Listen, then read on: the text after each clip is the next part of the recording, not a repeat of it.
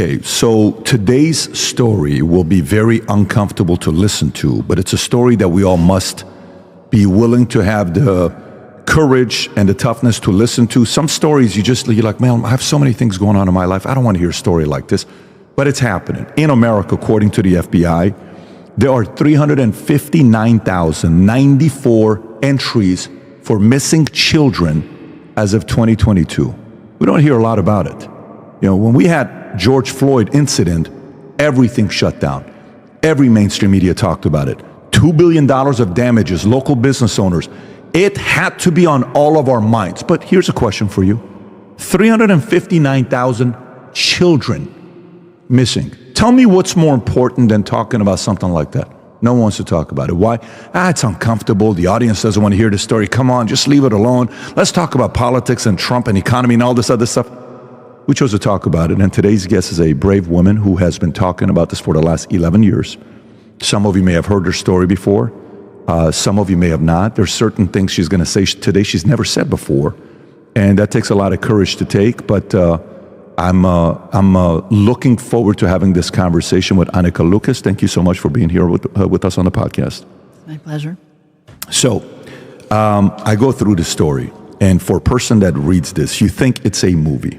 You don't think it's real when it says, trafficked as a young child at 6 years old, sold by her own mother to Belgian pedophile ring, and you counted the number of hours you were raped that I saw, and used your words when you say this, 6 hours a week, 1,716 hours before the age of 12. I listened to that. I'm like, that is unbelievable to hear someone go through it, but that's your life. So if you don't mind, and I know this is not easy to do, if you don't mind taking a few minutes and sharing with the audience your story, and we'll take it from there.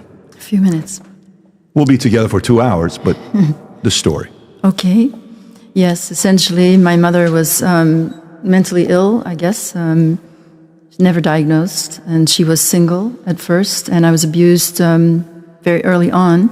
She was married when I was 3, and then first this couple came into our lives. The woman was the cleaning lady, and she and her husband would take me on outings when I was 5. It started, and so that went on for a whole year. I didn't like them. I never wanted to go. I had to. My mother had my brother then, and after a year, they took me. They took me to an event, and it was immediately extreme. And it was in a castle. It was horrific.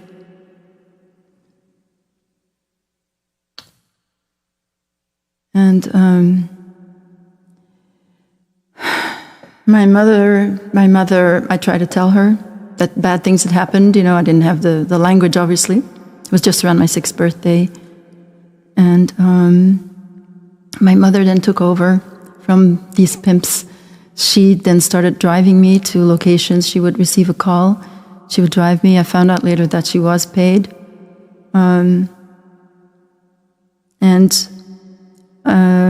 These were in Belgium. For 3 years, I was just trafficked in Belgium. And the head of that, I call it the network, in Belgium was the Minister of National Defense at the time, Paul van den Boeinans.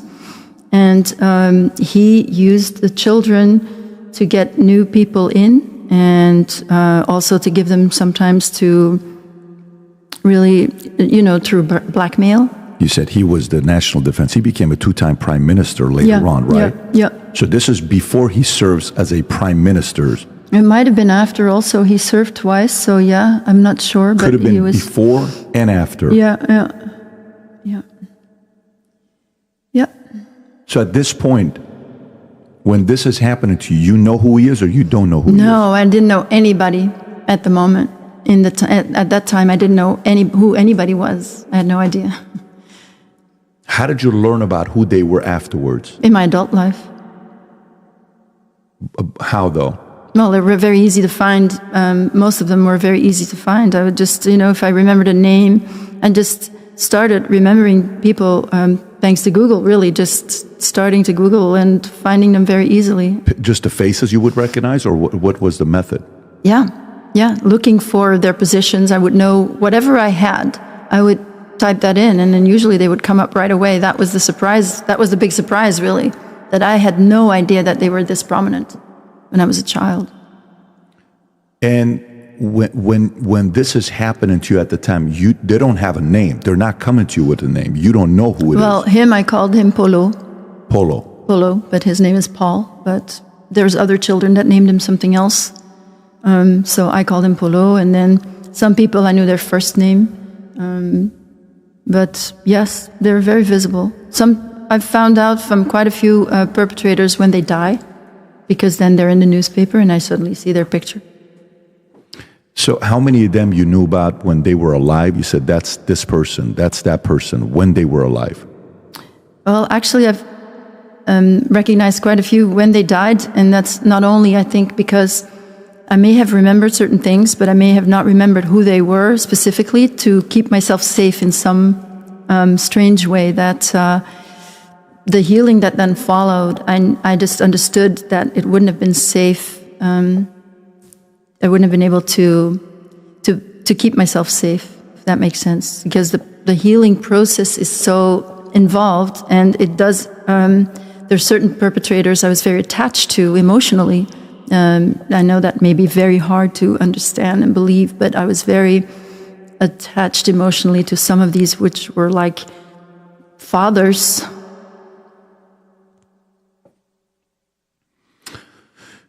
What was your relationship with your father like? Well, my biological father I didn't meet until much later. I never met him. So How old were you the first time you met him? 18. And so he didn't recognize me. And then my stepfather was the man who closed his eyes to all my mother's activities. And so my brother is his, and I think the reason my brother wasn't trafficked was maybe because he was clearly more interested in my brother.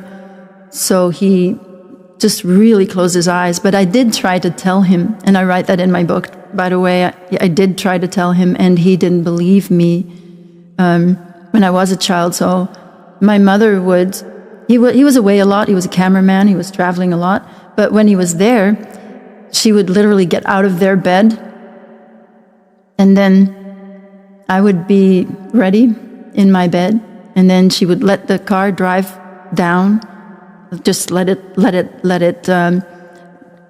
without turning on the engine, just to be quiet. And then at the bottom of the driveway, she would start the motor, and she would drive me to events, and then she would pick me up around dawn. That was how it usually worked. And he was asleep in bed, and I thought later maybe he thought she was having affairs. She was doing that also, but he never wondered. And she made up stories also about what had happened to me. For example, at one point she started saying that I was a real tomboy, and that I was climbing in trees, which I never did, and I was not a tomboy. But she was saying that because I was covered in bruises. And so that explained it, and then he accepted whatever she said. When your mom is dropping you off or picking you up, the first time this happened, how was she explaining to you? Like, are you pleading and saying, Mom, please don't take me anymore to a place like this? I don't want to go there. And if you said that, what did she tell you? Well, I think my mother's a psychopath, that she really had one victim, that was me. So I was an extension that deserved all her wrath. So I have said I wasn't going to go, and she dragged me by my hair one time. But most of the time, because I was her little helper, I was trying to please her more than anything. And then my mother was extremely sadistic. But did you ever plead and say, Mom, please don't take me today? Please don't take me today? I said, I once said, I'm not going. And what did she tell you? She dragged me by my hair. She would get very anxious before we left. But of course I was going to go. I mean, you understand, children, and you have children. So children are going to do whatever. I was doing everything to please her. I was trying. She was the person I was most attached to. So I was trying to tell myself that she loved me, because you have to know that you're loved as a child. And so I was trying to please her as much as possible. So most of the time I wasn't going to do anything against her. But there was another element, is that with my mother, because she never saw me, she just saw, whatever she saw was an extension, something that just was nothing, had nothing to do with me. Because she didn't see me at all, I was receiving more reflection of things that were true about me by these pedophiles in the network, frankly, that were seeing intelligence, or they were seeing beauty. And so at times it was actually more comfortable. It was better to be in the network than to be with my mother, because that constant projection of hers was very difficult to live with. So this entire time when she's dropping you off and picking you up, you're not controlled like it's, you see it in the movies where the owner has you in a room upstairs and people come in and out and they handle their business and you're away from mom and dad. That's not the case. This is mom is dropping you off and coming and picking you up at dawn. Yes, so it was different in that way, that my mother was not in the network herself, although she wanted to. She looked up to these people. She would have done anything to belong. But because I think her particular way that her mental illness showed, she was almost too enthusiastic. She would not have been able to keep the secret. So she didn't get in, but it was as if she was envious that I was. It was as if she was sending me in her stead, that she would have wanted that kind of sexual attention. That's really what she wanted all the time, the sexual attention. How was her relationship with her mom and dad? She was born in 1939, before the war. Her mother died when she was 5, just after the war. And so her father, whom I did know, he was inappropriate. He did one thing to me that was inappropriate. So her father, your her grandfather. father. So she grew up in a town in Belgium during the war, in her early years during the war, and then lost her mother at a very early age. And I can only assume that there was sexual abuse happening, because that's how she always acted. I have gone through more than 30 years of healing from sexual abuse, all kinds of sexual abuse. And so that journey of healing, which is really, what makes me aware of these things, that's, she acted like someone who was sexually abused and had never understood that she was more than that. When you get as a child, there's something that happens when you're a child and you're innocent and you're the light of God, and you are innocent, and your innocence is your true self. That's who you are. That's your light. And when you are sexually abused, it's like you feel that you've lost that innocence and that you can never have it back. There's the trauma of sexual abuse is such that, when trauma means you're going to hope, you wish that it was yesterday. If there's a big loss, you just want it to be the day before, when this hadn't happened yet. You just want to go back. With sexual abuse, it's like they steal your light. They steal your life. They steal your innocence. And you feel that you've lost it because you're a child and you don't know that you don't deserve this because you assume that you did. And then there are children that can never get back to that light. And the network and the way that the network operates is all to keep you in the dark. And it's run by people that are not in touch with themselves on that pure level, on that level of, I am light, I am a child of God. And when that's lost, when the abuse gives this message that I have to put out sexually in order to be loved, then you get this message. Then that's how you get validated. That's how you want your attention. And my mother acted like that, like someone who had no connection to herself and who was just constantly trying to get sexual validation from all men. So you and your mother, from 6 years old till what age was it? Till 11. 11 years old.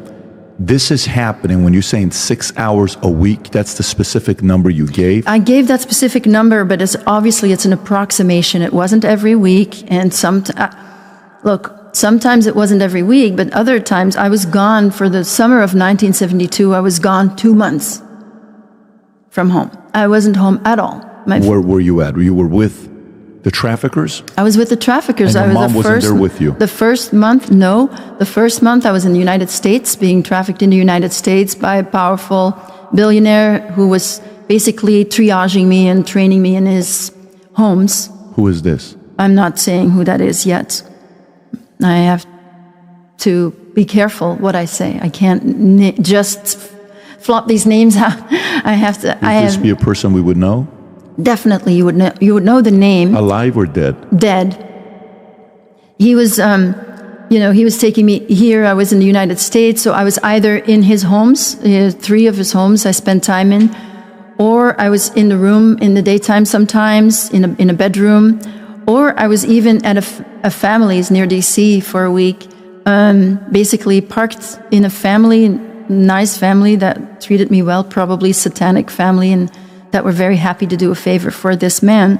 And then I was, after that, was taken to Germany, and I was there for another month in a facility in Heidelberg for what was my mind control training. And this is 1972, and I was 9 years old. Mind control training at 9 years old? Yeah. Why did they take you there? When I met this billionaire, so in 1972, you had the Bilderberg meeting that happened in Belgium. So for that event, Paul van den Boeynants made sure that he probably did many things around there, but basically to please this powerful American that was there for the Bilderberg meeting, he staged a ritual. And so why would they need to train you, though? The mind control training, he had plans for me. And, all right, I can say something. He had me in his homes and everything to get me used to the life of the elite so that I would know how to eat, so that I would recognize good clothes, so that I would be comfortable in these environments. And alongside that, we went to on one of the islands on the northeastern coast of the United States and saw there, and this was a Rothschild who was there. Rothschild? A Rothschild, yeah. And is this who you're talking about? Yeah, so I'm saying we were with Evelyn the Rothschild for 1 day only. And it was clear that this billionaire, who you would think is just as powerful as this Rothschild, was not as powerful in the network as he was. And he was asking for permission to make the star that he wanted to make of me. Well, he didn't want to make me into a star. He wanted to make me into an elite sex slave where I would become famous in France, and then with that role, I would attract the most powerful men in the world, and I would be able to spy on them for him and so forth. Is that David Rockefeller? I'm not saying. I can't say this.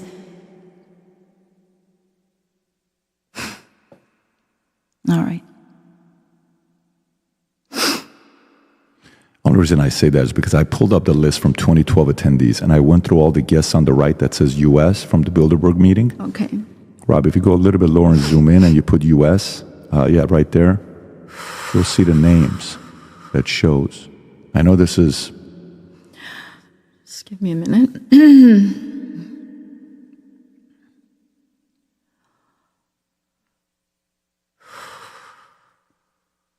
Well, I can't lie, but it's scary.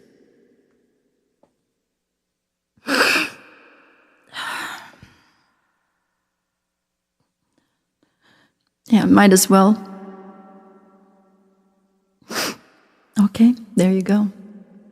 You've never talked about this. I've never said his name.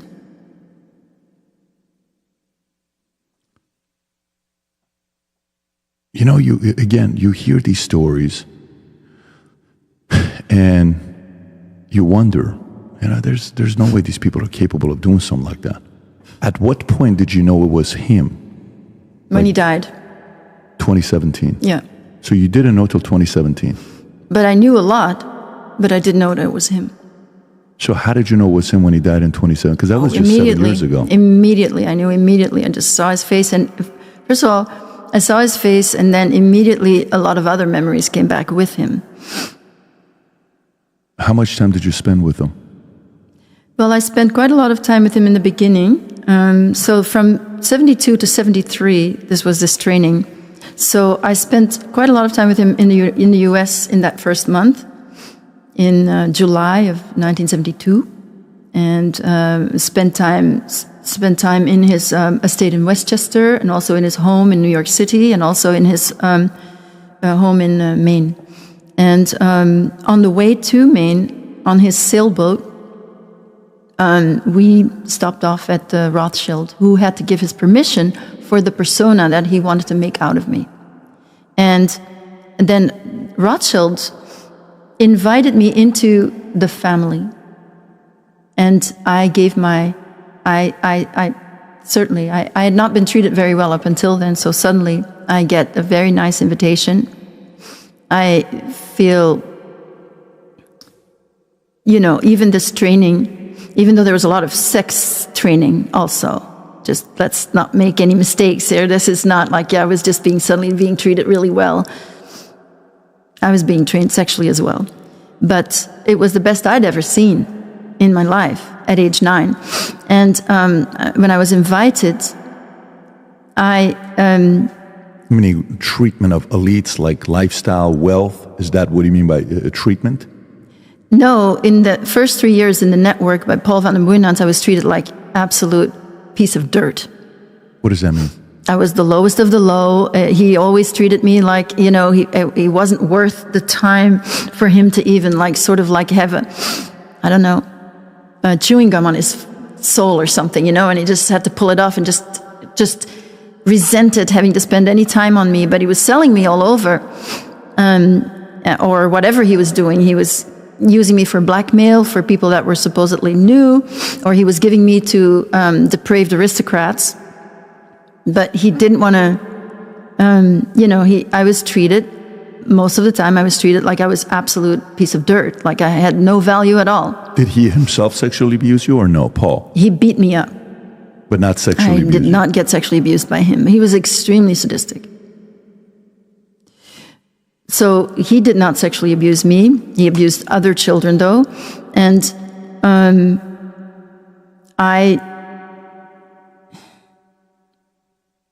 I don't remember being sexually abused by him. But he and a few others that were in charge there just really would treat me like the lowest of the low. So I was used to sort of knowing that it was them, it was their fault. I knew that they treated me that way, but I know that I'm human. So I didn't really fully take it seriously, and I was kind of playing the game to survive, playing this game of whatever they needed me to do.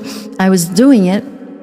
And then in 1972, suddenly 3 years later, I got, treated as very special. And this treatment had a lot to do with the excitement that David Rockefeller felt over the fact that he loved being behind the scenes, creating this slave, this elite sex slave, who was going to make him millions. And I was already sold in the first year. In that year, till I gave my will to the Rothschild. And he asked specifically, will you be part of the family? And I said yes, and he asked me to say, I will give my will. And a year later, I did not give my will anymore. And that's why I'm here. That I got, yeah. Why would Rockefeller do that if he's got billions at the time? That's a very powerful family. He was a pedophile, first of all. And these families... Rothschild and David, or more David? The Rothschild, I don't think, was a pedophile. But David... He was more powerful, but he was not a pedophile. David Rockefeller was a pedophile. There's a lot of survivors. I work with survivors. There are a lot of survivors out there of David Rockefeller. But I saw him in a certain light, and I've met one other person. Now that we named David Rockefeller, I can tell you that the place where I was taken in Germany, in Heidelberg, the doctor that was in charge there, Hans Harmsen, I have met another survivor that was also a special project of David Rockefeller, and Hans Harmsen, who was the doctor in charge there, she was there too as a special project of him, and she also came across Hans Harmsen. Harmsen? Hans Harmsen. Harmsen, yes.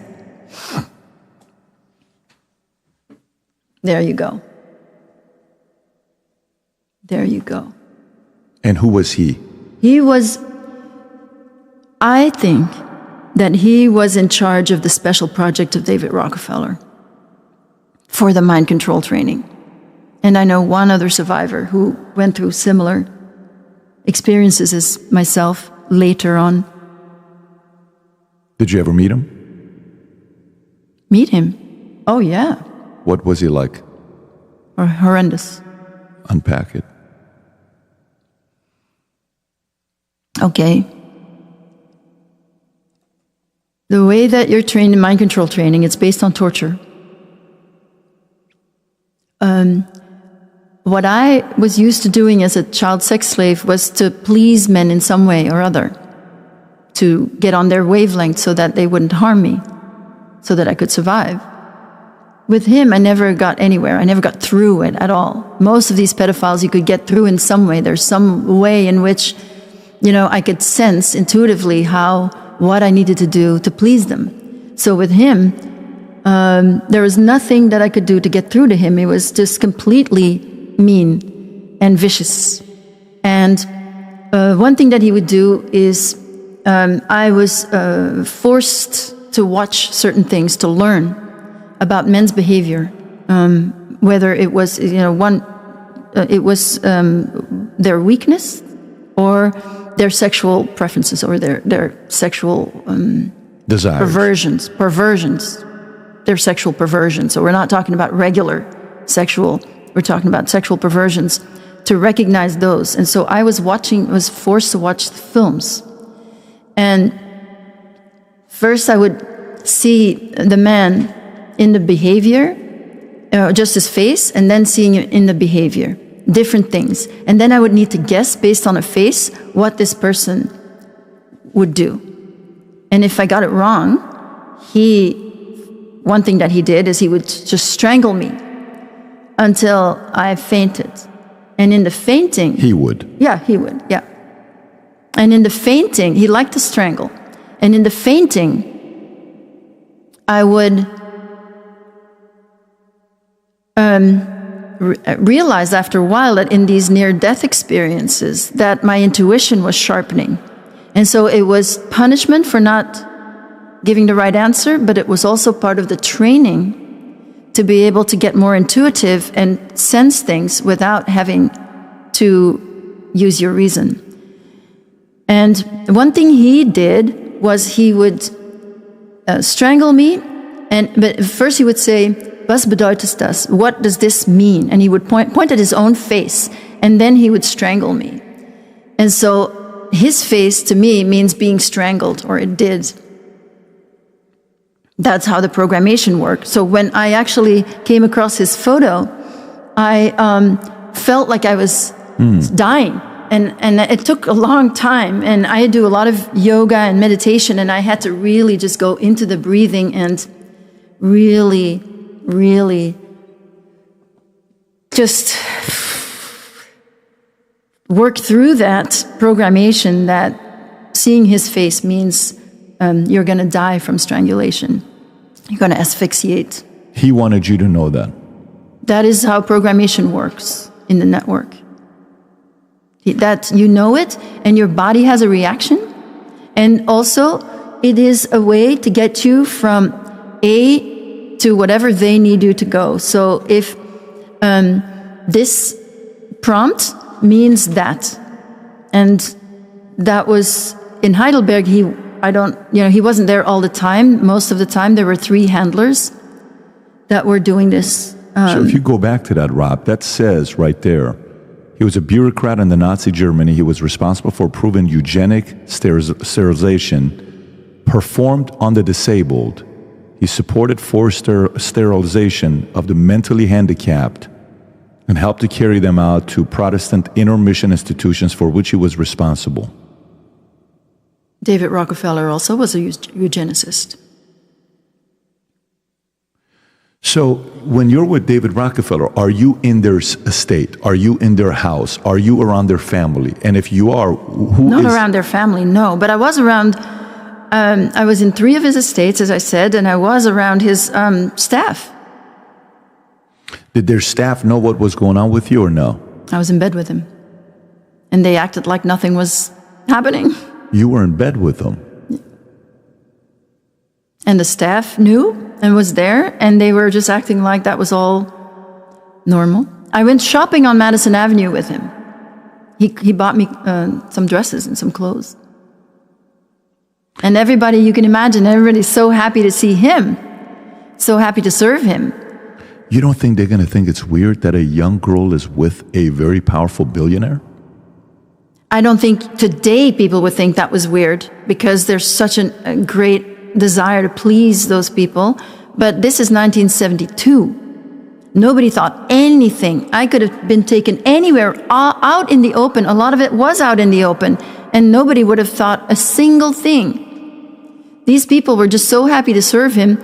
He told his staff that I was his niece from Paris. Who cares?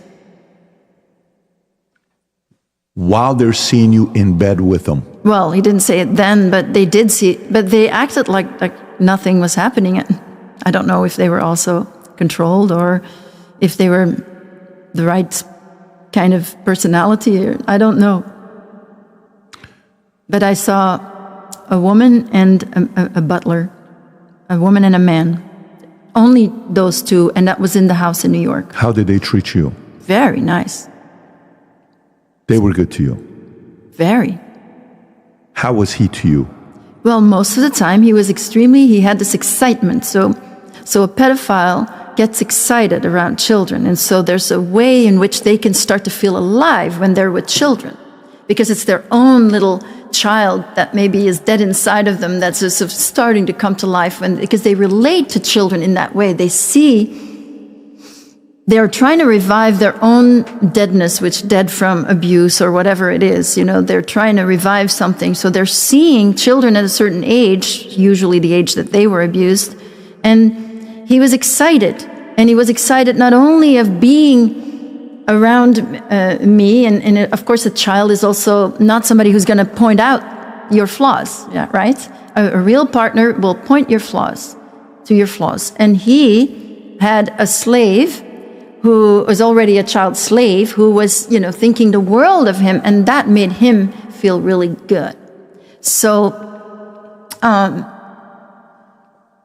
he was excited, and he was also excited at the idea of what he was making me into, because this persona that he was creating, that I was supposed to be a French singer, actress, and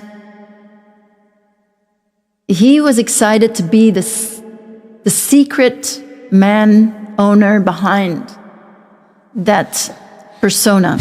And I was sold during that year already, when I was still supposedly in training to become that persona. I was already probably sold. I mean, I was given to a German chancellor at the time, and that was Kurt Kiesinger, who I was driven to Germany. So the Belgians the Belgian handlers would drive me to Germany, and then I would spend time with Kurt Kiesinger, who would take me to like little hotels And again, no questions asked. Yeah, him. Yeah. Before he became chancellor, he served as a minister president of 1958-66, president of Federal Council in 1960. He was a chairman of Christian Democratic Union from 67 to 71.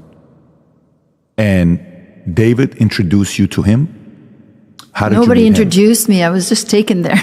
You were just taken there. Child sex slave is not introduced, it doesn't happen that way. But the Belgian handlers would take me. They would drop me off on the side of the road.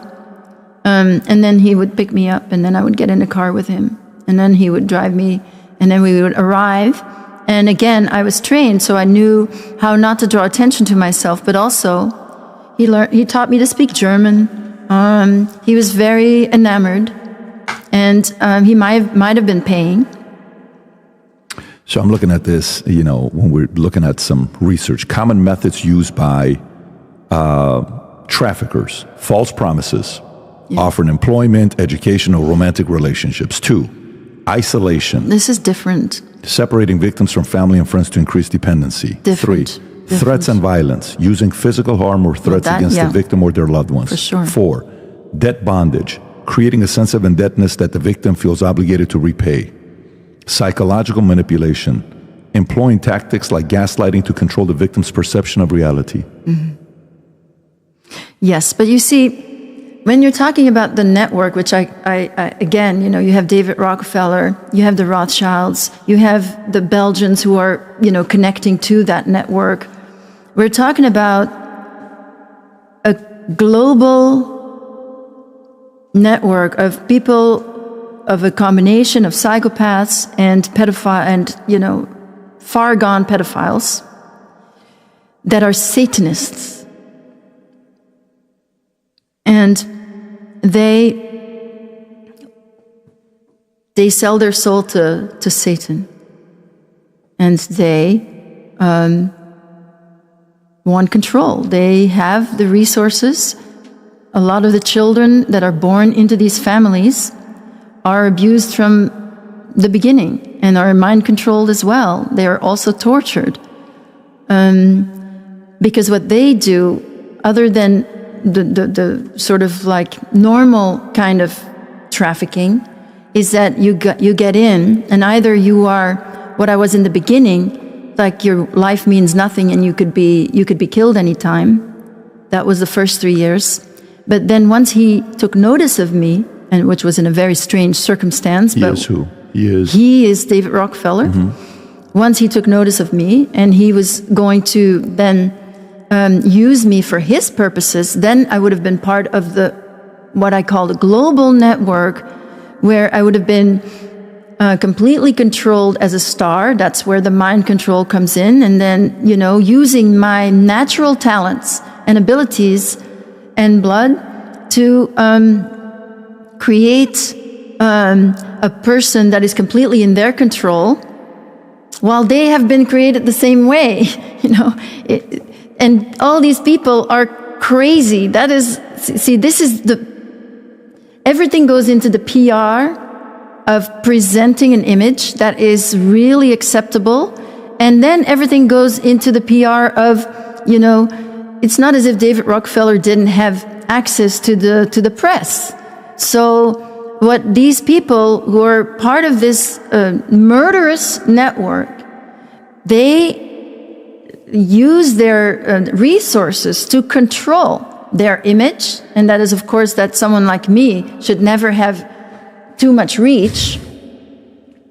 And what we don't understand is that it is one network, and of course if they're friends, they're connected a lot through blackmail, because the Satanists, there's what I call sincere Satanists who really sell their soul to Satan, and they have rituals, and there are sacrifices being made. And then there are those that just want to belong to the club of power. And, and then it depends. In the network in Belgium, well, it depends if someone gets sucked in. You have your integrity and you have your ideals, and you start out, and then what happens? If you get into that club, you will be asked to make choices, and either it's power and you stay with the club, or it's your integrity means that you cannot do this anymore. You cannot lie. In the beginning, it's to just like be quiet about what you see, having to do with sexual abuse usually, and then as it goes on, it becomes, you get involved. You're participating, and of course, it's not everybody that is going to be manipulable as a pedophile, because not everybody is going to rape a child. But those who don't, they know, and they keep quiet about it. So that's how it works. And how long were you with David Rockefeller? 1 month? Or did you see him again after that? I did see him again after that. I saw him again after the training, and I saw him again, especially a year later in April, I saw him. 73 or 70, 72? 73 now. Okay. April of 73. I saw him in Italy. And that's where I saw the most people that I recognized later. There were actually a lot of singers there. There were a lot of people that were in the entertainment industry, and this was my coming out. I was singing. I performed several songs. So there was some Jacques Brel songs, because he's Belgian, Jacques like Brel myself. song, really, like Ne me quitte Ne me pas, quitte or- pas. yeah, That's what I sang. Yeah, Ne me quitte pas. And Un then saut oublié tout. It's a beautiful, amazing song. It's a beautiful he's one of my song. favorite. And by the way, that song was sang by, I think Julio Iglesias, I think Sting. They converted it in English. The meaning of the song is actually very interesting. The first time he sang that song on TV, he died at a very young age. he died rather young, yeah, yeah. but he was alive then, and it was a popular song. Was and he there at the event or no? No, Okay. no. I never saw Jacques Brel, but I was singing the song, and what I had been trained by a famous French composer, singer, and he had showed me the choreography. Now, I didn't fully understand what was happening, but this choreography, I was sexualizing every line of that song. So you have the line, for example, I remember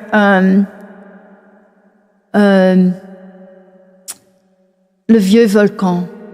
There's a line about the old volcano that nevertheless still spouts fire.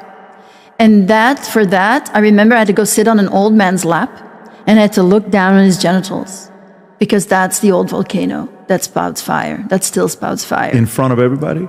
That was the audience, yeah. And this is an audience of people that were in the sphere of Rockefeller, obviously, but this is like a satanic gathering. I mean, these were people that were in this club, and for whatever reason they wanted to be there, whether it was for fame or whatever, When you're doing that, are they laughing, or are they just like, oh, it's this great performance? What's the laughing. reaction? No, laughing. They're Everybody laughing. laughs at the sex jokes of the 9-year-old. Absolutely. You're 9 years old at the time. Yeah. Okay. And who's there? Some of the names that you're saying. Who's there at this Well, party? I know you really want to hear names, and I really don't like to focus so much on the names, but Eddie Arnold was an American perpetrator that was there. And Eddie Arnold was, yeah. So Eddie Arnold was somebody who really, really, really wanted to belong to the club. And I don't know how people got in there. Some of them are coming in through masonry. Some of them are coming in other ways because they get famous and then they get lured in. But he just really wanted to belong. Now, when you say belong to the club, meaning just to be there. Power. But was he? It's power. But not abusing kids. You're not. No, he abused me. Yeah. I mean, yeah, he abused me. That week, so there was an entire week, and I was basically given to a lot of men there. Meanwhile, horrible things were happening. Songs. Yeah. Meanwhile, lots of horrible things were happening. There were rituals happening. It was like the only thing I can compare it to is maybe like I think of a Dionysian orgy. Have you ever read the books of Mary Renaud? Mary Renaud? Okay. She has described once, and I don't even remember which book, but she described a Dionysian orgy, and it was like I was back there. It goes on for days and days, and But you see, if I look online, there's literally nothing online about accusations about Eddie Arnold. can you say? You're not going to probably, I know a lot of survivors of David Rockefeller, but I don't think you're going to find any accusation online about David Rockefeller.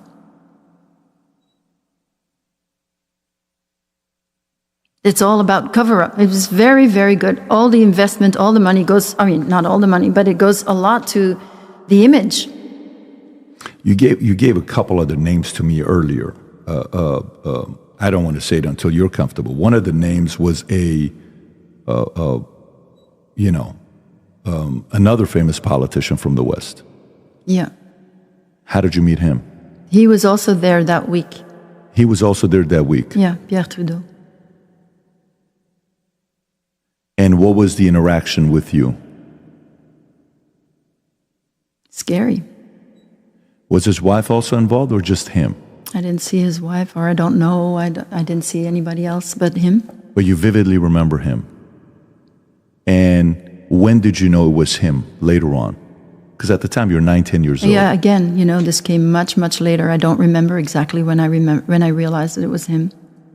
You don't remember when he came to you later that it was Pierre? No. Justin Trudeau's father, right? That's Yes. who you're talking about. Yes.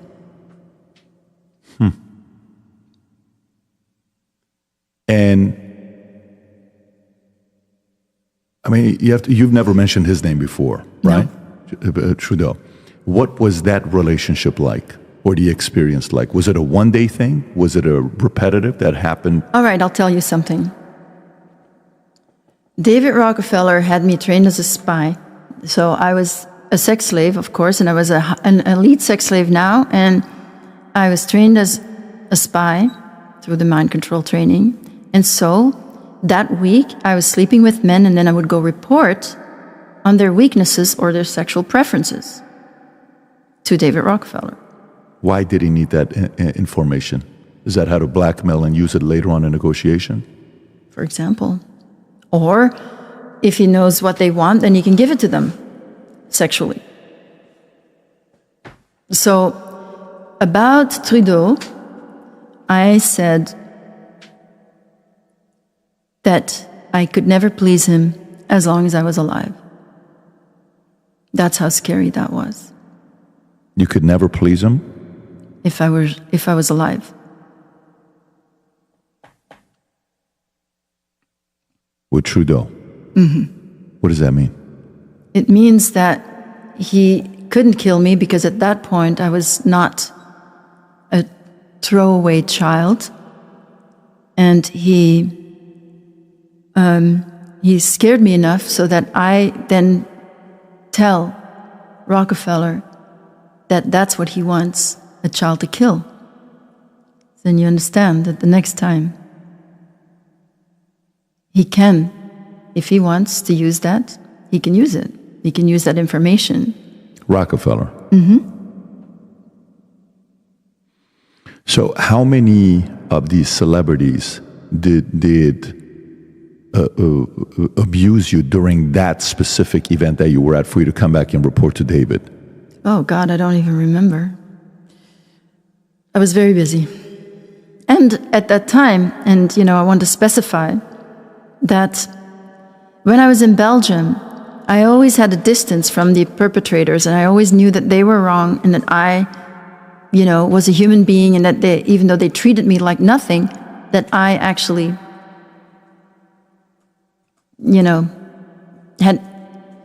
wasn't worth being treated that way. I knew that.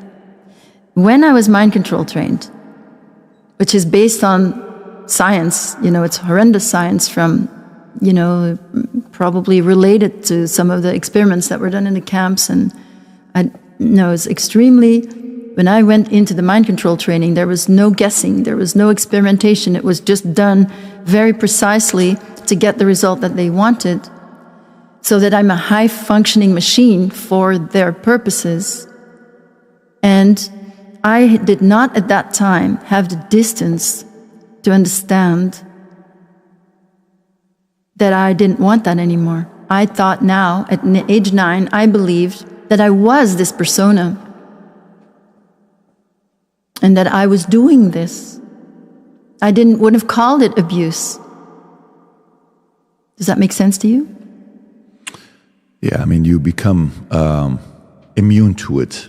It's like a mobster that kills somebody so many times. If you watch an interview with Richard Kuklinski, I think Richard, what's his last name, Rob? I think I'm saying it right. Iceman. And you see him in interviews when he's killing people. It's no longer a... Well, that's the network. In the network this happens. Right, And, when you go to any gang, you have these Right. little kids that get pulled in, and Right. it's either kill or die. Sure. And then, so they get pulled in that way. And it's the same in the network, with violence and pedophilia. Mm-hmm. But let me stay on this with you here. So you then gave me a name. You said a woman. You didn't give me a name. You said a woman who would be seen as very innocent, because most of the time when we're thinking about this, you're thinking about man. Was this woman also at the same event? Yes. She would have to be in her 80s and 90s today. Mm-hmm. Politically related or business? No, celebrity. Celebrity that I told you no one would believe. No one would believe it. What? And this was in 73. That's 51 years, no, 70, yeah, 51 years ago. Yeah. That nobody would believe. Nobody would believe today. No. And what Such was... an icon. This is it. We all have icons, right? We all have people that we look up to. And every icon that I had, personally, people I never saw in the network, because I was only there for 5 years, you have to understand. That's a short time. I worked with people that were in much longer, that were born into it, that were in much longer. Every icon that I've had, almost every icon, I have had to let go of. Because I found out from somebody that I'm working with, completely private healing work that we do together. I really wish that we could talk more about the healing, because I feel like, I feel like we're talking a lot about names, and the healing is so important. That is, I think, the reason that I can speak is because I've healed so much, and I understand things that most people don't understand, and I like to speak about those things, like how that really works and everything in the mind, because I was being trained to become like them, and then I chose not to. Yeah, I mean, it's and by the way, I want to speak about that as well, and also your book as we're going through this. Just trying to sit here and, you and I were talking, right? Where it's like most people don't want to talk about it. Everybody you've mentioned so far, I had a guy I did an interview with, and he started telling me all these weird stories. And I want to believe all the stories he's telling me, because some of it is actual word when we use unbelievable. And the stories would get more and more and more exaggerated, but there was one pattern. Everybody he ever said anything about, they were all dead. So they couldn't defend the story, right? They couldn't I don't just go and tell stories, first of all. I mean, it's taken me most of my adult life to even be ready to speak. The Dutroux case happened in 1996. I was encouraged to speak up then, in 1998, when survivors of the same network that's in Belgium started to speak out. The Dutroux case took 8 years to go to trial. And then they were left with Marc Dutroux, his wife, and 2 others. Michel Nihoul was one of the defendants. Michel Nihoul I saw in the network. He was there then too. I was not going to speak out.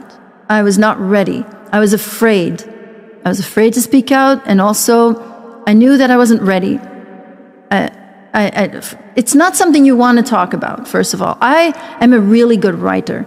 I really wish that I could have written stories that would be interesting and well written, and it would be appreciated, and I would be appreciated as a writer.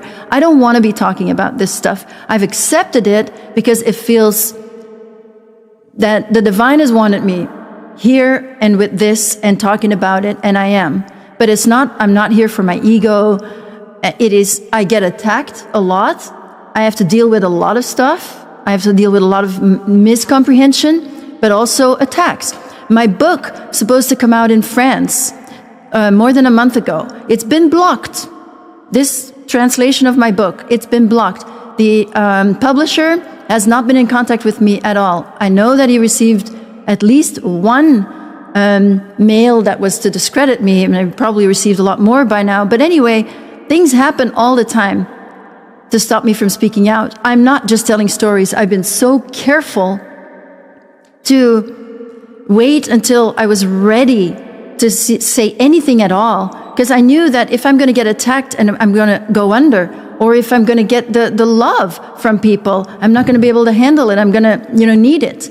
And I can't need power when I'm going to speak about these things. You understand? I don't think there's anything about power here. I believe this happens. I believe this happens all the time. And I believe it was way more back in the days till today, because back in the days, and by the way, today it's still happening today. You see movies like Sound of Freedom, you see movies like Liam Neeson, Taken 2, Taken 3. Why do movies do so well? And, Belgium is known for a lot of things. Europe, there's some of these countries are known for a lot of things. But to me, it's more... It's a worldwide, it's a global... Right, it's a $150 billion a year industry. I mean, no, this is a global elite network with specific people in it, and they're not all friends. So there can be infighting happening as well. But it is, when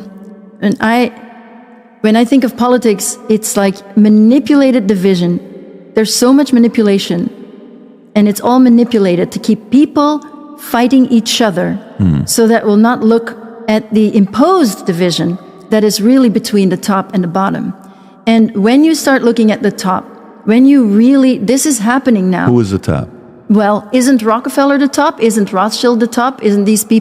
Aren't those people the ones at the top? No. So I'm taking all the risks speaking about it. I don't want to say anything. I actually don't even like to say the names, because the truth is, it's not out of loyalty. It's rather that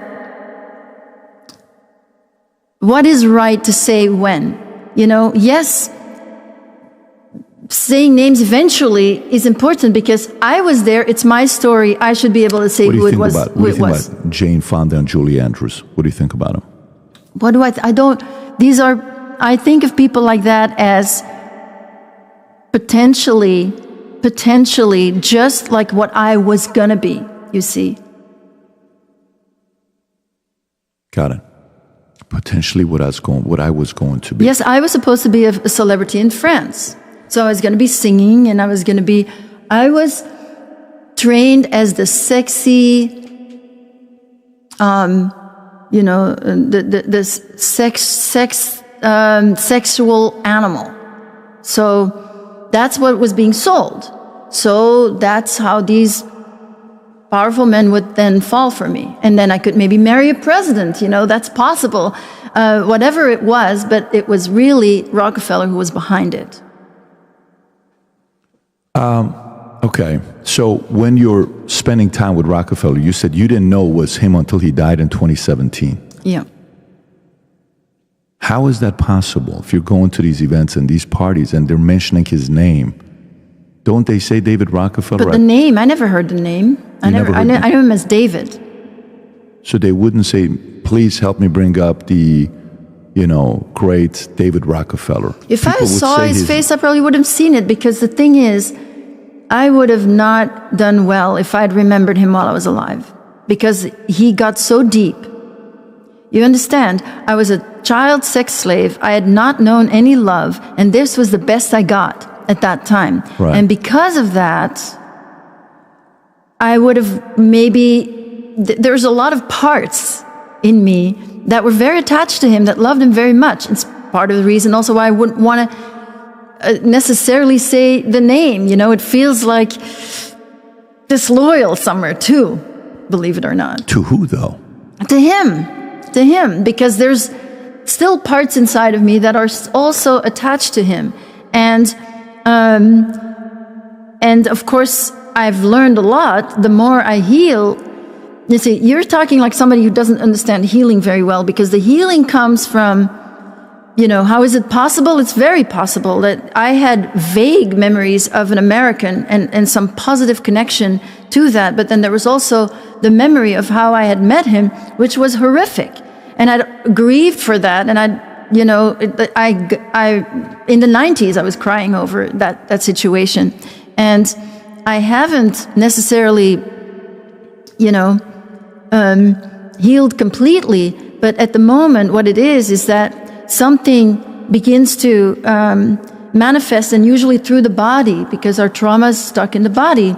And then usually there's a period of, sometimes it's just boom. When he died, it was immediate, and I immediately got the memories, and there was no question. But in the time that the memories come, and this is, mind control is about dissociation, It's you get traumatized. Why? Because it dissociates you, and then you don't know what your other half is doing. So when we're talking about somebody who has an amazing front, when they're in their front persona, they don't know what they do in their shadow. That's in the shadow. So the mind control is to create dissociation, to create parts that will go, alters, that will go and do things, specific things. And that, of course, that stays. When you're an adult, you're dissociated. So you don't remember most of it, or nothing. And it just comes back little by little. It's a very long and arduous process, and it requires tremendous courage to begin to open up to the possibility, because the first thing that comes, when I had the first flashback of this, I was like, no. First of all, I thought, if that's true, I'm going to kill myself, which was also programmed into me. But I struggled so hard with this is not true. This is not who I am. I have an idea of myself. Okay, it doesn't work very well, this identification as me in this family, and things aren't really adding up. And at the same time, I never want this to be true. It's impossible. And without the Dutroux case, I had no context either, but I was getting the flashbacks one after the other. The therapist I was with didn't want to know it. She wasn't ready. She didn't want to hear it. She dismissed it. Some things I didn't even bring to her because I knew she wasn't going to be open to it. So first there was the Dutroux case, when I suddenly realized that all my flashbacks suddenly made sense. And then when things start to make sense, then suddenly a bunch of other things start to make sense as well. Like, for example, behaviors of mine, or what I call cover memories. There are certain things that I know, and I've always known them, and I may have put them in a certain context, but suddenly, if this is true, if this, what I'm pulling out of the shadows here, if that is true, then that also makes sense. And so it becomes a personal investigation into these memories. Where do you live right now? In the state, not state. In New York. You live in New York. And how long you been in the States? Since 1985. And you don't know who David Rockefeller is till the day he died in 2017 in New York? The Rockefeller Center? The Rockefeller this? I told you, I never heard the name Rockefeller. You can't, that's not possible. Yes, of course it's possible. I'm a child sex slave. Why would I hear the name Rockefeller? Who says it? Nobody told me. Nobody said it. He didn't say it. He was David to me.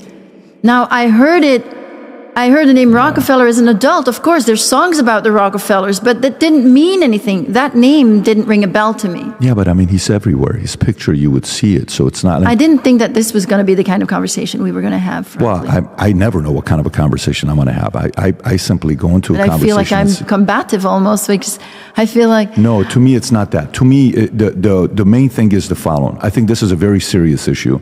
I think it's such a serious issue that in America, I'm disappointed with our politicians that they don't spend enough time talking about this, nor does the mainstream media. And we've covered stories like this, God knows how many times. 359,000 missing children in 2022, according to the FBI. Never once do you hear these guys get up there and campaign and talk about this kind of stuff. It's just we're talking about all the other stuff. We had Dennis Hastert, who was the Speaker of the House, who was actually jailed for pedophilia. If what you're saying is true, you're saying your loyalty is to Rockefeller. I'm not saying that. Obviously, I'm speaking about it, and I've been speaking about it. Right. My loyalty is obviously not with the abusers. It never was. It was in a very controlled situation. I was being prepared as a child to become part of them. I said no at age 10. Now that is something that some children do, but most don't. Most don't have the strength to do that. So no, my loyalty is essentially not with Rockefeller, and it's not with any of those people. That's why I'm talking about because you said that. You said, I feel like a certain level of... Yes, because a part of me is still attached. I'm repeating what you're saying. I'm not saying what I said. It's like if people talk about your parents a certain way, maybe at some point, no matter what the reality, maybe at some point you're going to feel some emotional strength there. Yeah, but you're very comfortable not talking positively about your mom, but you're not very comfortable talking negatively about My mother Rockefeller. never gave me as much as he did, and that just happens to be the truth. He gave me reflections that I never received before. Did you ever reconnect with your mom or no? I forgave her before she died. Did you ever reconnect with her? I forgave her before she died. I called her to forgive her before she died. When you called her, how much longer after she died did she die? A year after. Did you guys ever spend time together again or no? No, I did offer to come to see her when she was dying. So how old were you the last time you saw your mom? I don't remember, but it's a long time ago. 12 years old, 14 years old, 18 years old, 22 years old? No. I was an adult. I was in touch with her as an adult, and as these memories were coming back and I was working on these things little by little, it became clear that she was still the same person, that it's just like there's this idea of what my mother was, which is what I needed to live with as a child to believe, to survive. And then there's the reality. And when the reality became clear, she was acting just exactly the same as she would have. She never changed. And really, there was no reflection there that I would have needed to emotionally grow. It was all false. It was all a projection. Had nothing to do with who I am. I was like, she needed me to be bland, either good and bland and ugly, or evil and powerful. And the David Rockefeller saw, even Paul van den Boeynants saw things in me that my mother never did. He recognized things that were actually intricately mine. So for my emotional growth, I needed his. You ever seen the movie Red Sparrow? No, I don't need to see those movies because there's a lot of movies and they take like little aspects of what happens in the network. Yeah. Oh, I fully believe the network exists. I am not from the school of thought that this doesn't exist. This is a real thing. I have a lot of friends in this space who are former CIA guys, Delta guys, military guys that, it's as real as it gets. It is happening. The only reason I asked this question from you is one of the recent stories that was, all over the news in America is over Jeffrey Epstein and Ghislaine Maxwell. Right. When you hear the types of stories where billionaires give him $151 million of consulting fee, right. I was like, well, who the hell gives who $151 million? Oh, he will help me with my taxes. That much? Maybe $1 million? Maybe $500,000? I don't know anybody that gets paid $158 million of consulting fee. Leon Black gives to Jeffrey Epstein. It's kind of weird, right? When people ask, that's the amount of money I give. That's very, I take that for granted. What people don't know is that I work with survivors again, and several survivors, younger survivors that I know were trained by him. And so... Who? Jeffrey? Jeffrey Epstein. Okay. Yep. He was a programmer. I thought you were talking David. That's why I'm asking. Excuse me. Yeah. No, Jeffrey Epstein. Uh-huh. And they were trained by him, some from when they were babies. So just the story that's out there now is that, the teens and everything. And then we talk about, the abuse of teens, but really he was training children of all ages. Jeffrey? Yeah. Did you ever meet him or Ghislaine? No. Never met him, even in New York? No, I was out. In 1974, I was out. Right. Yeah. And what did you do after you got out? What jobs did you do? When you came to New York, what were you doing in the 80s, 85? Well, I want to talk a little bit about how I got out, because normally you don't get out. Okay, tell us. How did you get out? Look, first, the week that I was telling you in Italy, it was in Italy nearby Lake Como, so where I was sleeping with all these men and where these horrific things were happening. Men and women, I think you said to me. There were men and women, Right. absolutely, but I was sleeping with the men. I was not trained to be with women. I was only trained as a sex slave for men. And these horrible things were happening all week. And the end of the week, and this is April 30 is an important day for the Satanists. I'm not exactly sure why, but by the end of the week, I was going to have my I had already had the singing, you know, I'd already had the performance for everybody there.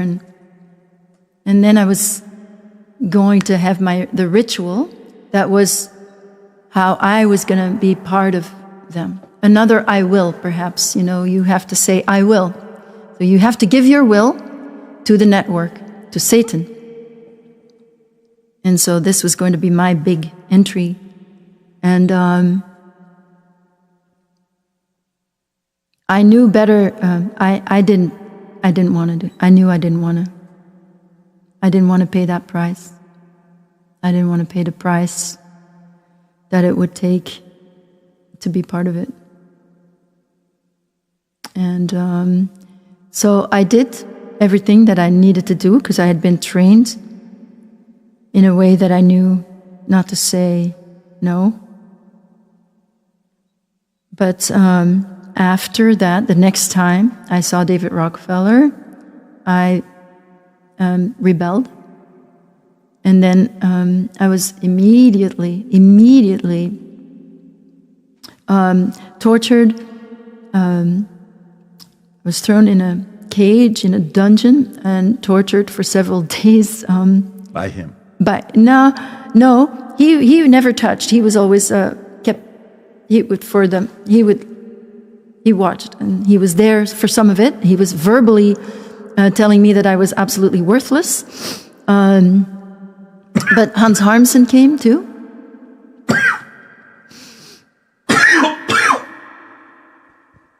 And excuse me. No. And basically, I was retrained for several days to make sure, you know, that I would feel the lowest of the low, and that I was absolutely worthless. And anyway, He's telling you this. He told me that for sure, but also I was also tortured. And so he wasn't always there. He was there a few times, but he wasn't. And at the end of that couple of days, I was basically thrown back into the Belgian network, where I was used another year. And then my book actually speaks about the year after I've already been rejected from what I call the inner circle afterwards.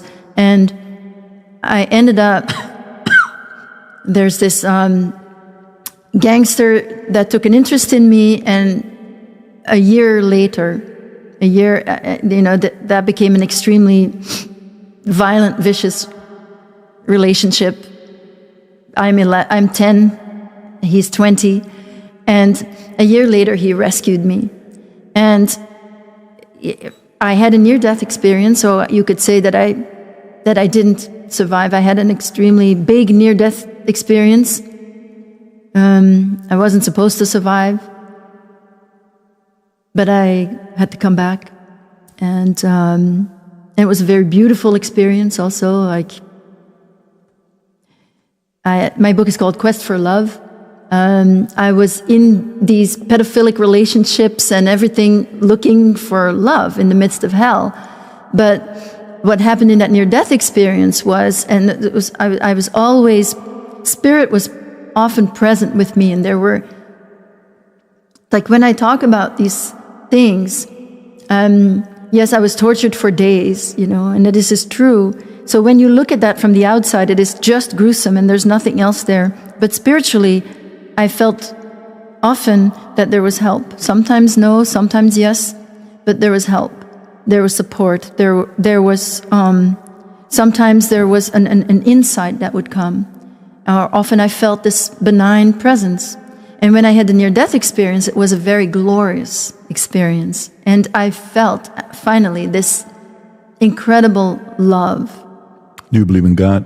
Of course. I mean, that's everything. There is nothing with that.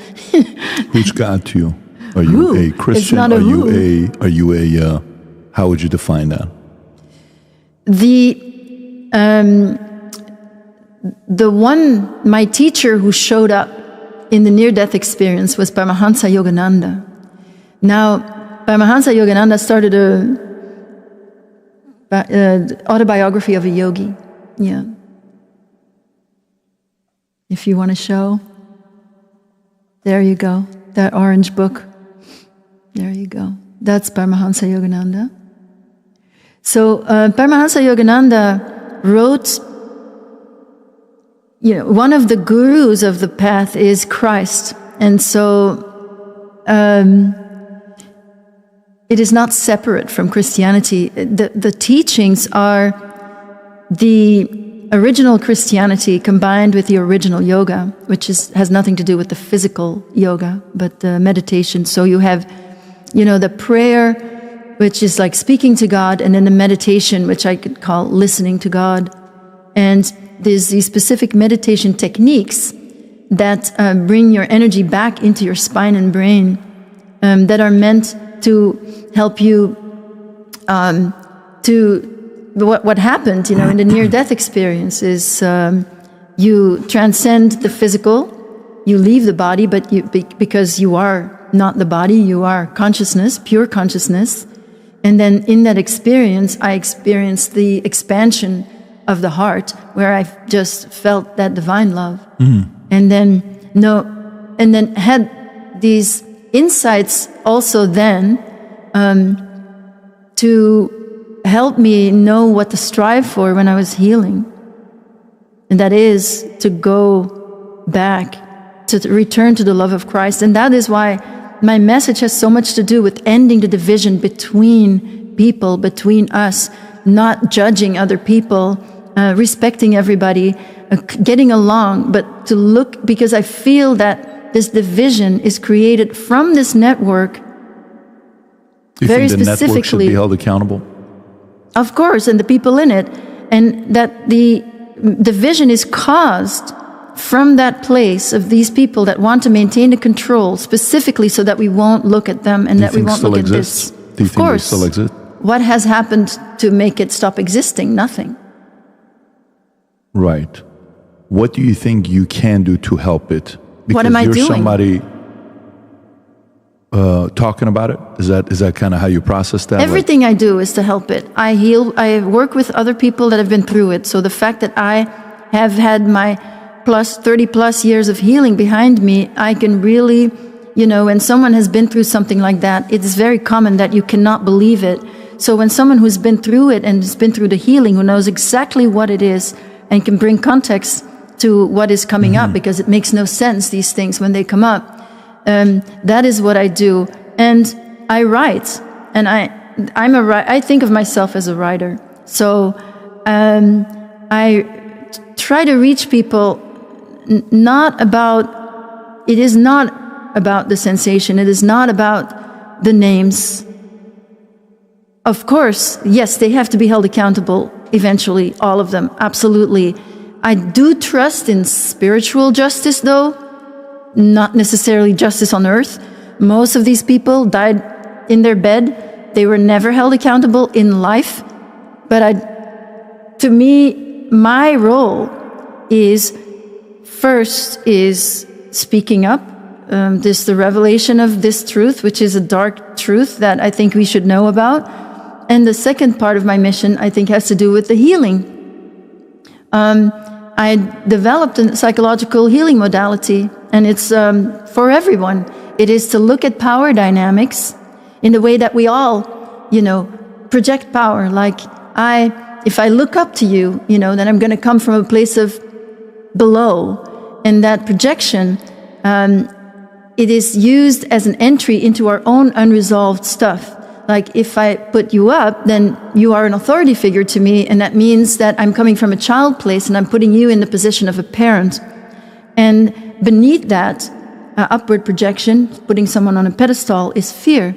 And so we go in that way to look at healing or whatever it is, unmet emotional needs, or and vice versa. When we look down on someone, when we judge someone, to first look at ourselves. Like, what is this in me? Why do I need to feel powerful in that moment? Why do I need to think less of that person? So it's not judging in terms of just saying what it is. Like, I don't mean, a pedophile is a pedophile. That's not what I mean judging, that there's judgment there. That is just what it is discriminating or discerning. But I'm talking about an emotional charge, which is exactly what I feel the network is using to create that division. To keep judging each other and to keep thinking that it's other people like us. To me, I understand that, but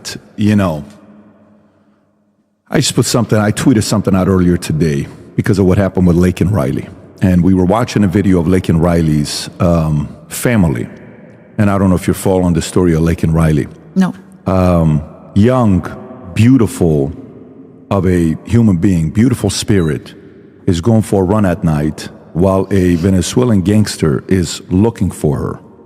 And she comes, not looking for her, just looking for a girl.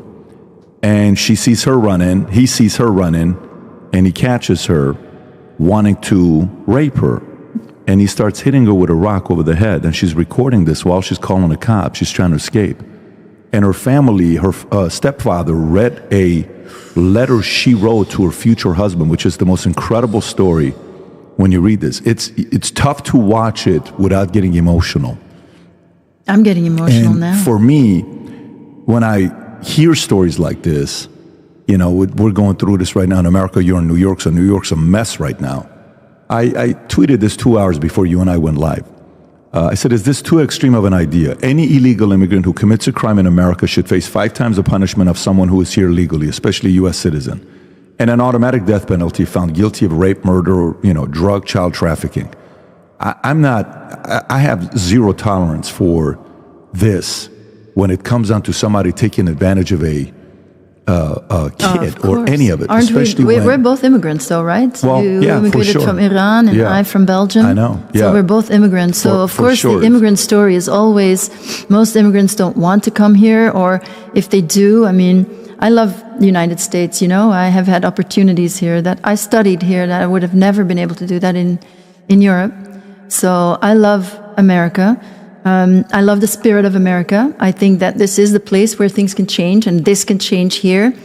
On the other hand, we have to be always so mindful. I would be, there's always 2 sides to the same story, because what on the liberal side is being co-opted is the empathy, is the willingness to be open-minded towards others. I feel that this is being co-opted, just as the toughness on the right is also being co-opted. I know on the right, I've heard a lot of people being, the save the children, save the children. A lot of feeling and a lot of sympathy for the children. But I, as an adult, don't experience necessarily that same empathy, you see. I'm the grown-up child from that experience. And I think you do. And the reason why not always. Well, I don't. I think, and the reason why I say that, is there's a reason why you have tens of millions of views online, because people empathize with you. And your book has got 223 reviews, 5-star. Why is it 5-star? Because there's a community that, not necessarily understands the pain. Most people haven't gone through this, but sympathizes with somebody like you. Seen an innocent child. When I look at your book, I see your face, I see my daughter. I got an 8-year-old girl and a 3-year-old girl. I'm not okay with that. There's a part of me that is naturally, my entire life I've been very protective since we lived in Germany for 2 years and my mother and my sister were there. I was a 10, 11, 12-year-old. I was ready to do anything if somebody did anything to my mom and my sister when my parents went through a divorce. I understand that. Was your family connected to the Shah in Iran? No, not at all. That's not why you left? No, we were, not my mother's side, but I'm supportive of what the Shah was doing. I think when the regime fell, Iran's been a shit show since 1979. Iran was a beautiful place prior to that. Right now, it's not the people. What the politicians and some of the other people in clergy did messed up that place. No, but for me, I think the way you overcome this is one by using your voice, calling out, accountability, and moving on. And No, I've done for a lot. liberals, I've done a sometimes lot of that today, haven't I? when you're saying liberals, to me, it's a very weird thing what happened with liberals. I think liberals lost themselves. They're a little bit confused. Feminists started off with I'm a feminist. well, though. I believe you. I can hear it when just listening to you. Feminists started off as wanting to be for women's rights. Great. But very everything noble. gets co-opted by those I that mean, want to brainwash But conservatives the are people. not. Conservatives are not sitting there saying, "Let's have men compete against women, young girls." I mean, that's like the ultimate. See, but that is how everybody gets co-opted. That is a thought, an idea gets co-opted, and then it gets pushed. And, you know... What does that even mean, co-opted? What gets Help me taken understand as and a used. feminist. So, Tell me. not as a feminist, as me, I'll tell you that from Yeah. a mind control perspective. Right. So I was trained to get into the mind of men. And what do you do to get into somebody? You use their fear. You find what it is that scares them. Okay. So you use fear, then you got them, and then you insert an idea into their heads. So when I speak about the division is that every issue, what you hear about it, is very specific. And it creates more division because most people are not on that end of the spectrum or on that end of the spectrum as it's being presented to us. Most people are somewhere in the middle. And yes, I think there's a lot of confusion because of that mind control. And when I say co-opted is, for example, abortion was co-opted for in the feminist movement. The issue of abortion was co-opted. Now, Hans Harmsen, that German doctor, he was the head of Pro Familia. So he was the head of the Planned Parenthood of Germany. He was friends with Margaret Sanger. And so there's something about abortion where that has become the thing, the biggest issue. It is not. Every woman would know that being a mother is, is why we are, being a woman is being a mother, and there's biological facets of that make you more empathic in general and more able to open your heart because we're mothers, and that is, that has to do with the biological. With a biological fact. So to take abortion, where, first there's sexualization of everything. That was imposed. I was going to be part of that agenda of sexualizing everything to go towards pedophilia eventually, because I was going to be a girl singing sexy songs, and then I was going to be a woman singing like a little girl. And so that is on purpose. So I was trained that way. And of course, there's a thought behind it that people will think it's okay that a little girl sings like, makes sexual jokes, and that an adult woman sings like a little girl, and everything that is being sexualized, the way that porn has become so incredibly accessible that most children today discover sex through porn. None of that is, I believe, on purpose. That would be very much fit into that agenda that I was going to be a part of when I was a child, by these people who really want to control everything.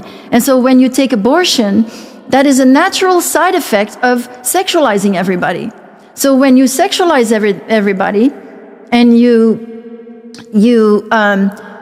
make sex like having a drink, basically, that was the idea. Instead of, a marital commitment, it became this like having a drink, and, and this is what it is today. It's considered that. Who did that, though? Well, that's what I think is the people that were in this network, that there was an agenda behind where we're going that has to do with this. Like the abortion would be a natural result of if sexualizing everything, and that then the girl has to pay the most, and that abortion then would become a good option, which it never is. So you never hear about how hard it is for the woman. You never hear about how, for example, there is no consent form. like there's no consent form signed. You don't know what happens to the fetus. You know, when you go in to have an abortion. Or pro-life? I am neither. I refuse to take sides in all of this because I've had an abortion. I was a sex slave. I was promiscuous. I got pregnant. It would have ruined my life. And it would not have been an option to live out the pregnancy and to give up the baby for adoption. It was not on the table. So it is such a difficult choice because you know there's life inside of you. Are you glad you're alive? But abortion is such a complex... Are you glad you're alive? You know, a lot of survivors of what I've been through would not really say yes to that. I agree. And today, by the grace of God, I am here. And I am glad to be alive. I feel that right now, I have freedom that I never would have hoped to have. And I feel purpose to my life. Yeah. You know, it's a very, and I agree that this is a very, you know. And that's what I mean by co-opted. These issues arise. It's the same people that create the problem and that create the solution. Mm-hmm. That's what I mean with co-opting. And that is what I mean with the division that has to be so extreme. What we see, it's not as if social media is not controlled.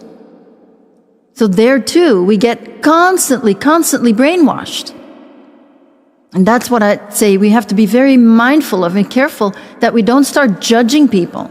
Yeah, but you, listen, I understand you're saying not judging people. That's what we have justice. That's what we have law and order. What kind of justice do you mean? Because they were in the network also. The people from... No, that's it. The people in the justice system... Yeah. Were the head of... they're for sale, and that's why I said they need to be called out when they're alive, not when they're dead. That's why I ask you, who's the lady's name? You're like, I don't want to do it because she's alive. That's not why. I told you the reason is because nobody would believe me, and I'm not ready, and it's not fair of you to ask me. But at this point, I'm not interested. I don't even want you to say it. Even if you said, I'll cut it out, just so you know. For you to know, I'm not trying to close you in telling me. Don't do it on my show.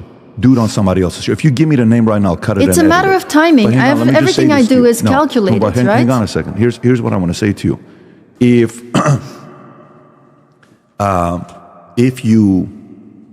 If you sit there and think about what is going on, there's nothing like unfair. What's the word? Unfair punishment. So you hear these stories of, you know, guys that went to jail for 20 years for selling a dime bag. I know, I worked in the prisons. Why did that guy go to jail for a dime bag, right? Mm-hmm. Or people that went to jail that didn't kill anybody. Mm-hmm. Somebody else blamed them, and hey, he's going to go in, right? Mm-hmm. These are devastating. You ruined someone's life, their youth. You stole their 20s and their 30s. That's right. And they're going to get out in their mid-40s, right? Mm-hmm. But you need law and order so the big guy cannot bully the little guy. You need that. Unfortunately, because we have certain lobbyists and because we have certain politicians that are for sale, predominantly on the left, that are for sale. Well, no, don't say that. No, my perpetrators were from both sides. Yeah, no, but... Absolutely. No. You cannot say predominantly. No, I said you don't politicians. Know. I said politicians. It's cheaper to buy the people on the left than the ones on the right. You don't know Presidents who become presidents. You don't know that either. Presidents who become presidents, who funded their own campaign, are tougher to buy than those who were funded 100% by donors, like the Clintons, like the Obamas, like the Carters, like others. I'm saying that you don't know that. No, it's very simple because it's just called math. I have a different perspective, and my perspective there's comes a reason from why you have a different having perspective. been part of... Well, you can say that, having but that been in it as a child. I understand that, but that doesn't make your perspective 100% accurate on when I'm it saying comes you out don't to, know that. Also, you don't know that because you're also a little bit too in it because as a feminist, you said you're a feminist. It's easy. And what does that mean to you? Well, what does it mean to you? Tell me what it means to you. Well, I have been through a lot of things that I know that would have never happened to me if I was not a woman, not a girl or a woman. So that means a man will never be able to understand what you're saying. And another woman. No. No, not at all. That just means that I am absolutely for full equality. That doesn't even mean necessarily legally. It just means that I, as a woman, need to be able to speak freely and with everything that means as a woman. That's what it means to me. It doesn't necessarily mean what you were making of it. Right. And I don't know what that meant, what you just said, but like for me. Well, because maybe you don't understand then as a man, but as a woman, there are certain things that I've had to go through. Like, for example, harassment. It was extremely common when I was a young adult. Sure. To be harassed. I was harassed everywhere. When I was living in Paris, when I was living in New York, it was just happening all the time. I believe you. Yeah. I believe you. For example, that's one of those things. No, but we're talking two different things. I believe that. I believe the sexualization of women. I fully believe that. Okay. I'm not sitting there saying that, but at the same time, the same people that wanted women's rights are the same people that are okay with men choosing to compete in women's sports. That's very weird. Well, of course, and that's not what I'm talking about at all. That has nothing to do with feminism to me. But unfortunately, that's what a lot of liberals defend nowadays, and that's why they lost the election as catastrophically as they did in America, losing 7 battlegrounds. It's embarrassing. But I want to do this. Do you have then also that? Is that everybody, or is that? No, I don't agree that's everybody. Right. No, I don't agree that's everybody. But by the way, I think John F. Kennedy. What he wanted to do with America, I think there was a lot of what he wanted to do was noble. And I trusted their family more because they self-funded them running for office. You couldn't necessarily buy them. Anybody on the left or the right that runs for office. All my icons have been, knocked off their pedestal just from speaking to people that have been through this. Those are two different things. I totally get it. What's the saying, Rob, when they say, when you meet your hero, what's the word? Don't meet your hero because you will be quite often disappointed, or some phrase like that, because you're going to see they don't walk on water as much as you thought they did. But no, look, I think it is a conversation that needs to be had. I do know it's uncomfortable, and I do know I have a reputation of asking questions that comes to my mind and sometimes makes the meeting a little bit more uncomfortable. And forgive me for being me. I've been like this for 46 years. I don't know any other way. I saw an interview that you did, and I thought it was much more peaceful. Yeah, which one was that? MIA. MIA? Mia. Oh, because singer. the conversation was it was that was more about her interesting story that she had on what happened with her. But there was a little bit of tension. Story. There was a little bit of tension with her. I don't know if you watched the whole thing. Did you watch the whole thing or no? I did, yeah. There was a little tension in her interpretation of the Bible. And not just that, the father of her child, and some of the things we talked about that she was uncomfortable to talk about. That she asked not to talk about, just like me. No, at the beginning she was open to it, and then later on she got uncomfortable with it. So I see. And just like you, by the way, to be fair, so the audience doesn't think I'm cornering you, you told Tony that you wanted to name names. No, I didn't say that at all. He came to ask me if I wanted to. No. Let's be very clear. Let's bring him in here then, because I'm not releasing this interview. Yes, he came to ask me if I was willing to name some names. So then Tony's going to be held accountable. Yeah. So let's hold Tony accountable. Tony, if you can come here, buddy. Tony. Come on, Tony. So when you told me you proposed for her to be a guest on the podcast, she said she wanted to name names that she's never named before. Yeah, we were under the assumption that we were going to discuss when we first spoke early on over a month ago. I had brought this up to you. I don't remember, but I don't remember saying that I wanted to name names. I would never say that, because that's not really what I normally would do, and you brought it up today. I thought you meant today. You went and brought it up. No, I brought this up early on. I said, are you willing to come on? But I must not have answered you. I definitely did not tell you I'm going to name names that I've never named before. Well, here's the point. The reason for it is, like, Tony has never misled me. So when Tony says something, I'm like, okay, cool, that sounds good. And I don't have a problem with that. But for me, it was, I've known your story. But I've you're seen the saying I story. want to come on naming names. That's not exactly what I would have. Would you say that I said I wanted to come on naming names? That's not really how I would say it at all. I was asked. I was considering it. Maybe this came up or not, but This came up early when on, we spoke. 2 months ago. We spoke some time back. I said, are you willing to come on? Yeah. Are you willing to speak? So, Well, and the he only asked me reason right I wanna before we came qualify- on. But no, but only reason I want to qualify this, because that's questioning the integrity of the interviewer, which is me. I'm not going to sit here and feel I'm like not doing that. But hang on, I'm not going to sit here and be cornered as if I'm cornering you. No, Oh, okay, that's what it because felt then- like. Then you're going to walk away saying this guy was just I'm not cornering you. I'm being told, hey, there's a lot of things, and she's at a point right now with everything that's going on with Diddy, Epstein, all this stuff. She feels compelled to want to talk and maybe give some names. I said, great, let's have a Tony conversation. came to me right before coming in here and said, would you be willing to name some names of people that are alive? And I went through the list and I, told him I'm not comfortable naming David Rockefeller. I didn't say Well, who. he's not the alive. billionaire. He's dead. He died. Yes, in he is dead. 2017, And yeah. the person who's alive, I'm not comfortable. Yeah, I totally get it, and that's a different conversation. Let's separate those two. Okay. Those two, let's qualify. One is you expressed the interest to want to come here for that reason, to maybe talk about some names it's not for that reason at all. I was considering. I did have an intuition that this is correct. This is definitely the biggest podcast I've ever been on, and this is you have a very large reach.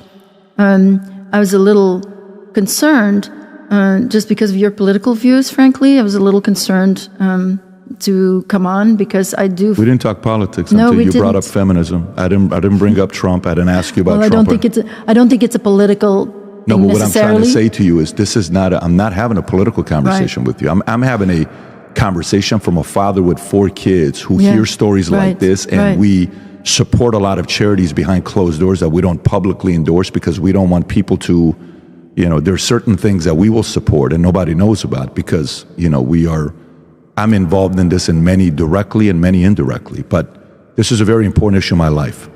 And so when these stories come out and I hear names of people that are still out there that are not being held accountable, it upsets me a little bit, especially when there's somebody that can do something about it. I can't. I'm not in it. You are.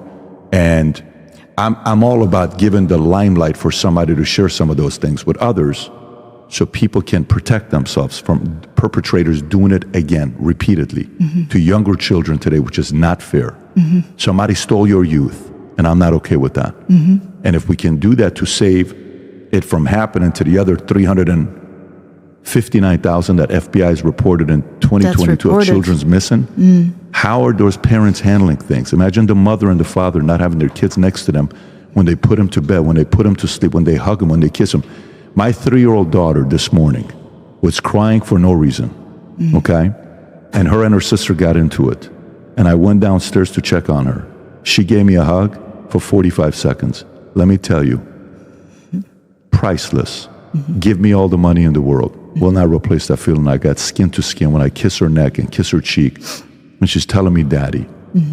I want to make sure every father and mother who is missing those children, I want more attention to it so someone can do something about it. Whether they're former military, politicians, wealthy people that are willing to give money to it, I want to bring attention to it. This is not an easy topic. This is very uncomfortable. This is why I said at the beginning, it takes courage to talk about it. I give you that respect. So I know it's not easy. I know it's not easy to go through something like this.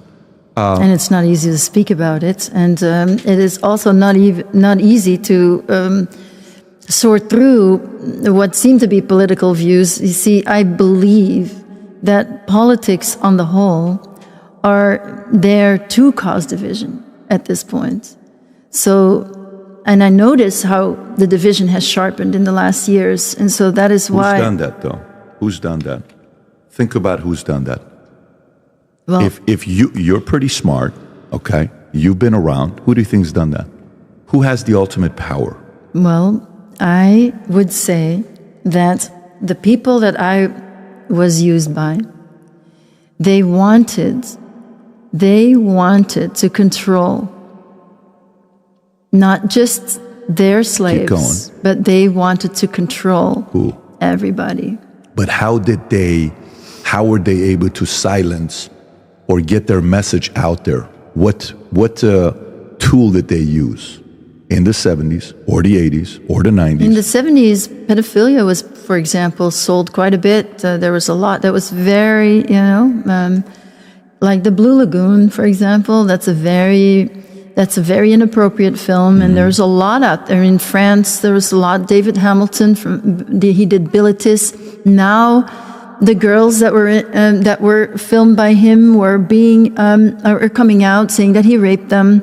You see, the 70s, they were really pushing pedophilia, and it feels like at the moment there's a new push again towards pedophilia. Yeah, but where I was going with this is they did it by controlling the media. Yeah, so who the controls media, the media? but there's also social media. Well, social media is Because the controlled. tech companies are also controlled, aren't Sure, they? I know they are, but who are they controlled by? Who? The only guy that owns it that's conservative possibly is a guy named Elon who used to be a Democrat. He left when they realized they're insane. They've lost their mind. That's one person. But everybody else is on the other side. So, yeah, I remember, when you're explaining all this stuff, showing these movies, there was a weird song back in the days by this guy named Benny Mardones, which I don't know if you remember this song. She's just 16 years old. Oh, gosh. Remember that? I mean, this guy's There's a ton singing of a songs song that you're about, it's like, You can find Yeah. compilations of songs now where they're all singing about pedophilia. I read the Not lyrics. people that Here's look the like lyrics. him. It says, she's just 16 years old. Leave her alone, they said, separated by fools who don't know what love is yet. But I want you to know, if I could fly, I'd pick you up, I'd take you into the night and show you a love like you've never seen. This is a grown man talking about a 16-year-old. And he was asked in an interview. Otis Redding. Sitting on the dock of the, which song? No, the song, she's weary. And young girls, they do get weary wearing that same old shabby dress. And then the lyrics go, young girl, you won't regret it. He says, you won't regret it. Yeah. Well, look, we're living Try in a a weird little world. tenderness, yeah. She's waiting, just anticipating. At least this guy didn't give the age. This other guy's given the age. She's Young girls. It's Yeah. young girls. He's And got the audacity Beatles, to say she's 16. just 17. Do you know what I mean? That's the Beatles. In some countries, it was 16 back in the days. Like it was even in America right now. I think the legal age in Yeah, America. but we're some still places, talking about grown men singing about a 17-year-old. It's No, I always know. the same story. No, Yeah? I'm with you. I understand what you're saying, but as weird as it sounds, look at this. Even in U.S., some states, the age of consent is 17 in New York State, 15 in Arkansas. The national average in the U.S. is 16. So some of this stuff is kind of maybe we need to update some of these laws that we have in place. But anyways, Anneke, folks, we're going to put the link to her book, Quest for Love, below for you to be able to buy and Thank you. support. It's down there. We'll put it in the description and in the chat. Please do support her cause and order her book. And again, I appreciate you for coming down, sitting down and having this conversation. Thank you. I am sure, as usual, as much as it felt a little bit uncomfortable at times, I think the audience won today because we brought more attention to this discussion. However they see it, that's up to them. But I think we did more good than bad by having this conversation. Okay. I appreciate you for coming out. And I Thank you. like the fact that you never talked about Trump because I don't like to talk about Trump. Okay, good. I don't like politics. And if you were going to go there, I was going to stop it. No. I was not going to be happy about it. I was not going to talk about I it. appreciate you. Thank you so much. This was great. Thanks, everybody. Take care. Bye-bye.